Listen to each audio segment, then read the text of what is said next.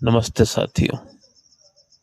पिछले कुछ वीडियो में आप लोगों ने कुछ कहानियां सुनी होंगी, कुछ कथाएं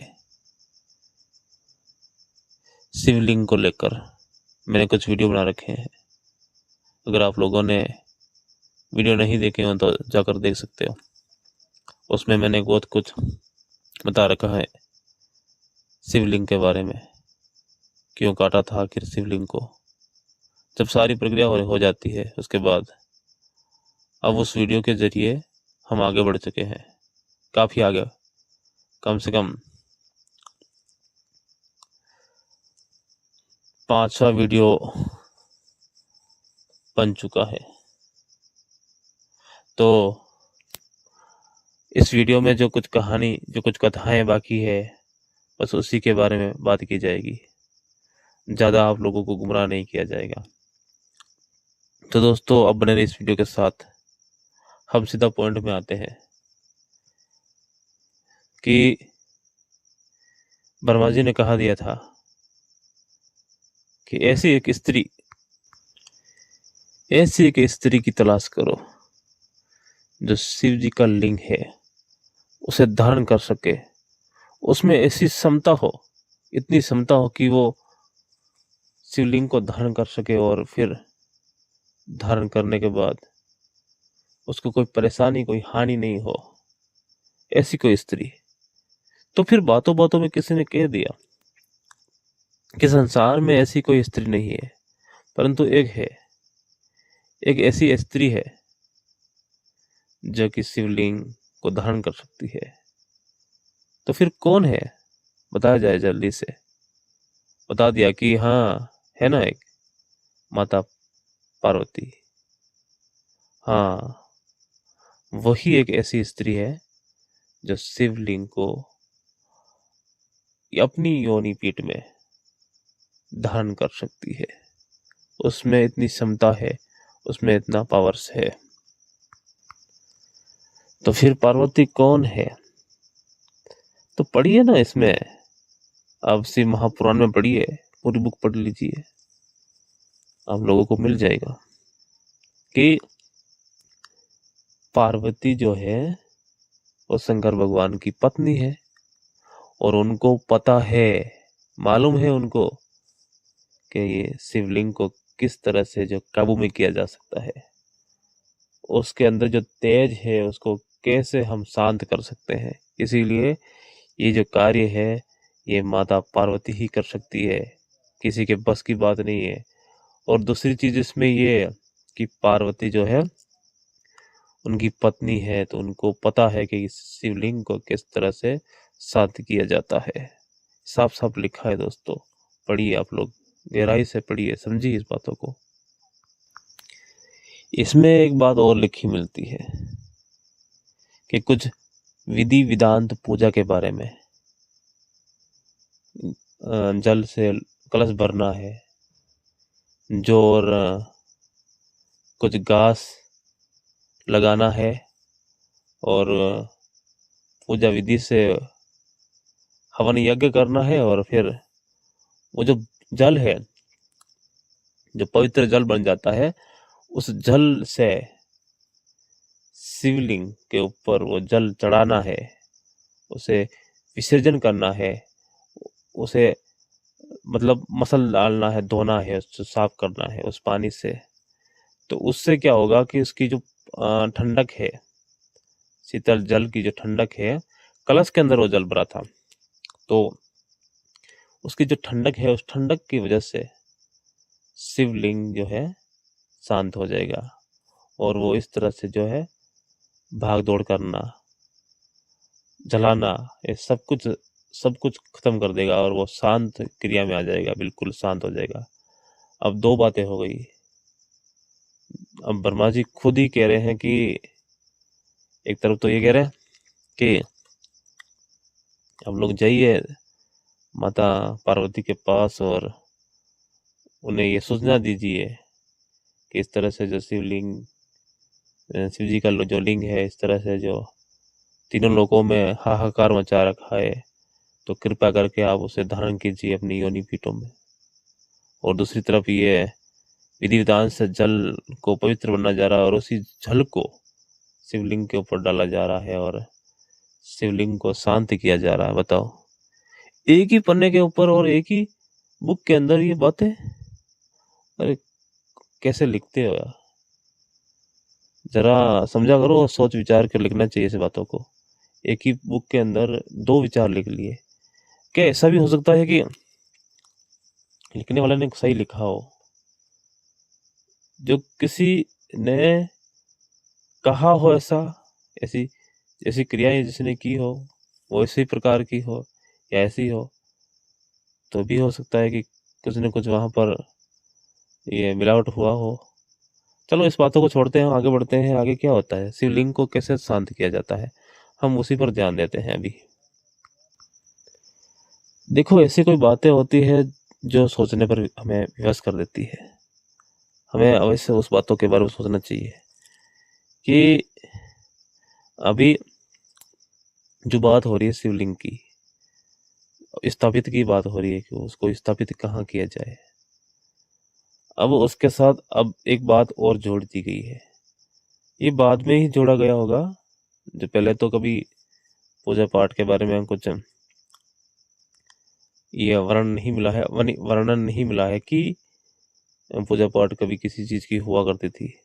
तो बाद में कुछ बात ऐसी हुई है जिसके बारे में पूजा पाठ और भगवानों की बातें होती है, पहले ऐसा नहीं था। तो फिर ये जो बात है ना, ये वेदों के अंदर भी मिलती है कि शिवलिंग की पूजा निंदा बताई गई है, मतलब बिल्कुल खराब पूजा। तो वहां पर जो शिवलिंग की निंदा की गई है, वहां पर पूजा नहीं बताई गई है कोई, मतलब शिवलिंग की पूजा नहीं करनी चाहिए। वेदों के अंदर तो ऐसा वर्णन मिलता है। फिर बाद में इस चीजों को जोड़ा गया होगा कि हाँ, पूजा कहीं पर भी अगर इसको बिठाया जाता है, स्थापित किया जाता है शिवलिंग को, तो वहां पर पूजा पाठ अवश्य होता है। फिर बाद में जो है उसको स्थापित किया जाता है।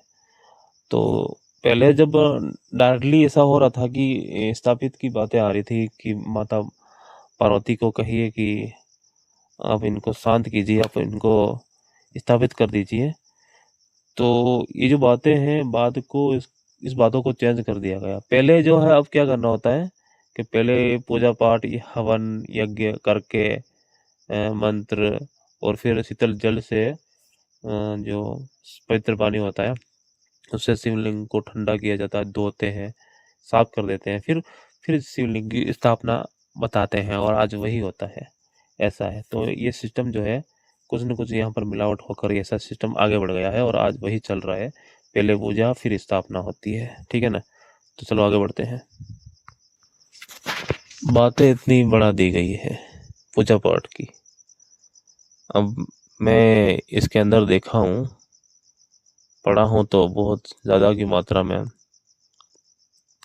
पूजा वर्णन मिलता है शिवलिंग को स्थापित करने का। अब वो जो पहले पार्वती की जो बात की थी स्थापित करने की शिवलिंग, तो वो बात छोड़कर अब बीच में ये बातें आ गई हैं कि विधि विधान से ही शिवलिंग की स्थापना की जाती है। नीचे शिवलिंग जो है एक खंबे की तरह,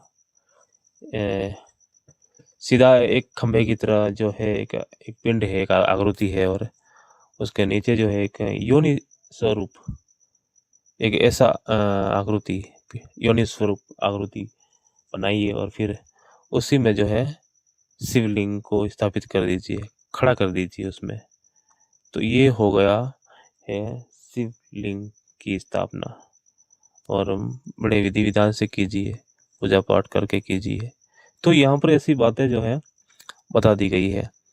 फिर आगे क्या मिलता है, क्या वहाँ पर पार्वती को ऐसा बोला जाता है कि आप जाकर शिवलिंग को रोकिए या शिवलिंग को स्थापित कर लीजिए, क्या इस बुक के अंदर आखिर ऐसा कुछ लिखा हुआ है या ना।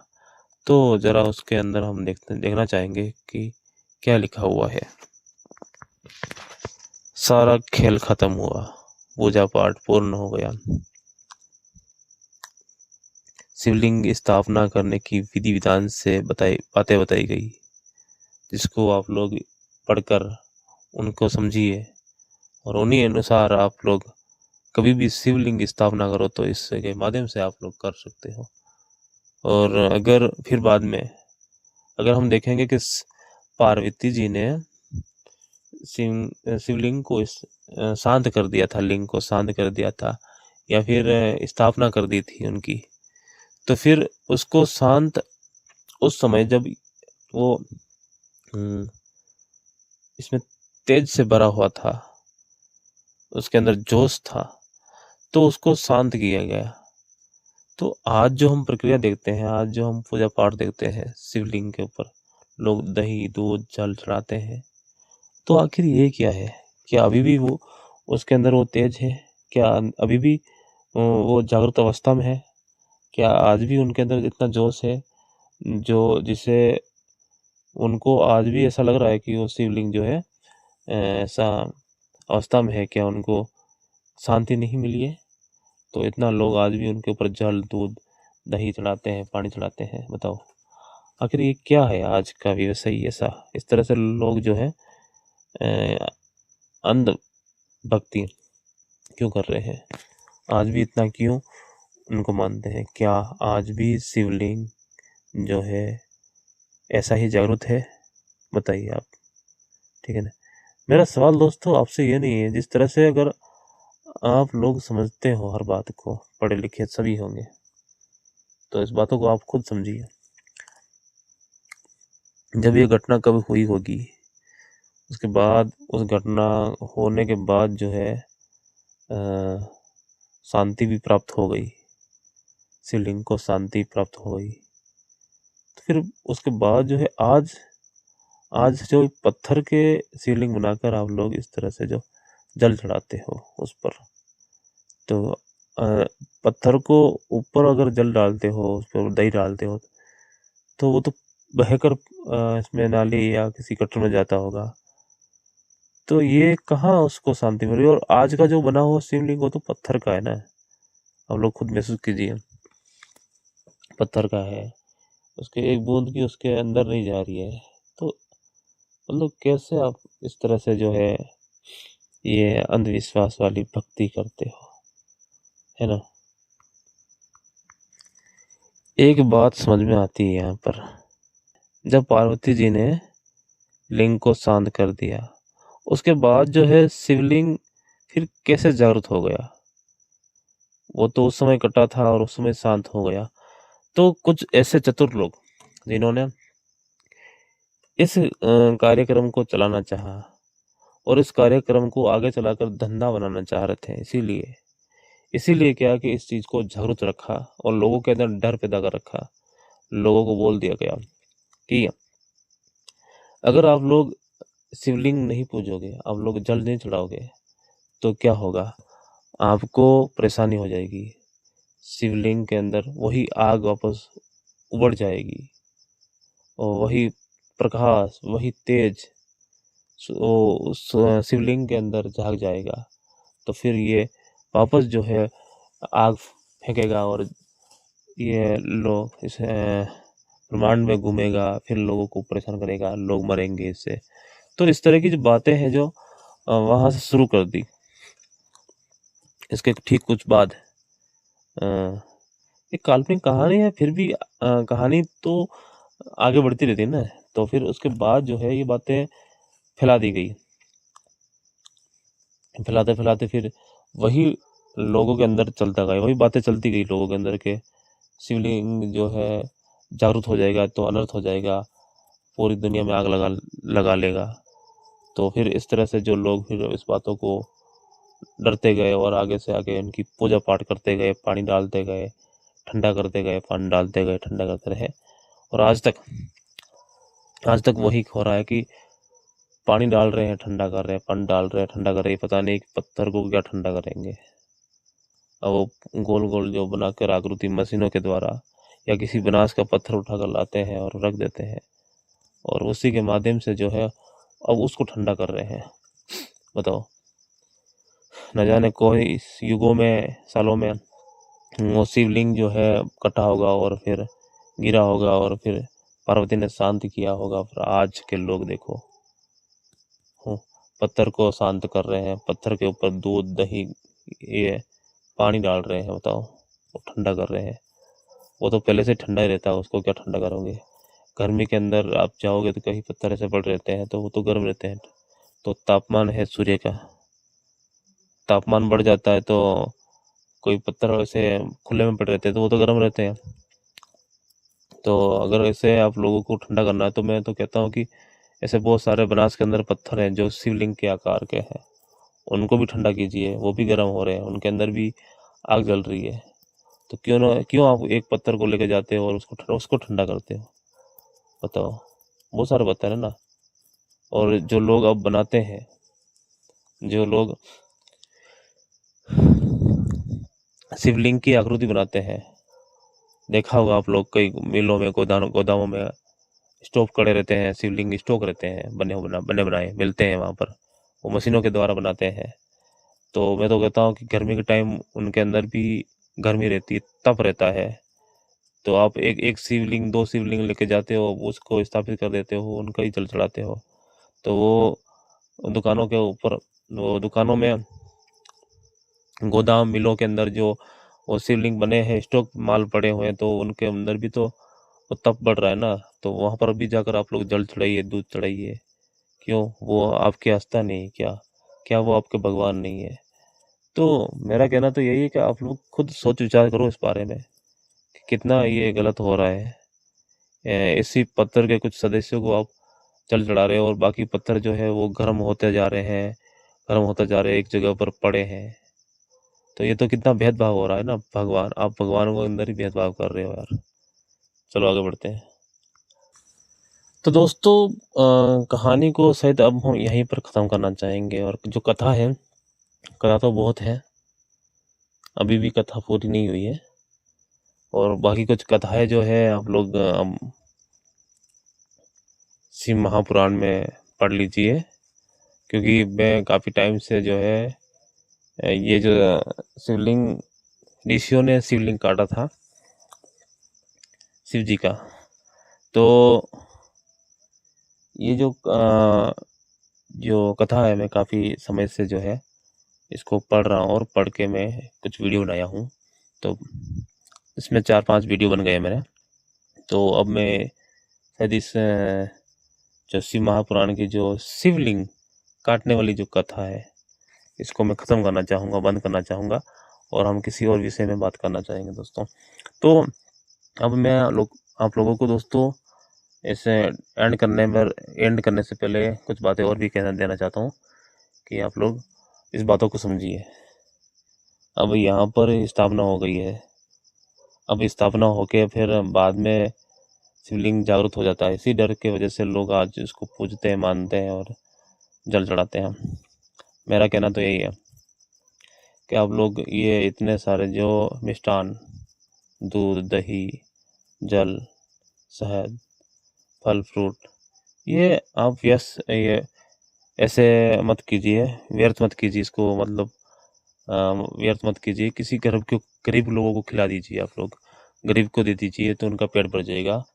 ऐसे व्यर्थ करोगे तो कुछ मतलब नहीं है, इसमें कुछ मिलने वाला नहीं है। आप किस किस को शांत करोगे?